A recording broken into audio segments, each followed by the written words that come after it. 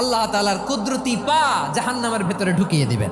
জাহান্নামের সবচাইতে হালকা আযাব হলো ওই ব্যক্তির আযাব যার পায়ে দুটো জাহান্নামের আগুনের জুতা পুড়িয়ে দেয়া হবে। ওই আগুনের উত্তাপে তার মাথার মগজগুলো ভাতের মারের মতো টপ টপ টপ টপ করে বেয়ে বেয়ে পড়বে। এইটা যদি সবচেয়ে লাইট পানিশমেন্ট হয়, সবচেয়ে হালকা পাতলা সহনীয় আযাব যদি হয়, তাহলে ভয়ঙ্কর তোমার আযাবের কি অবস্থা হবে? জাহান্নামের অবস্থা এত ভয়ঙ্কর হবে, জাহান্নামের ভেতরে লক্ষ লক্ষ কোটি কোটি কাফির মুশরিককে দেওয়ার পরেও জাহান্নাম বলবে হালমিম মাজিদ, আরো আছে নাকি, আরো দাও, আমার ক্ষুধা নিবারণ হয় নাই। জাহান্নামে তো উত্তপ্ত হবে, জ্বলন্ত হবে, ভয়ঙ্কর হবে। জাহান্নামের এক অংশ আরেক অংশকে খেয়ে ফেলবে। আল্লাহু আকবার।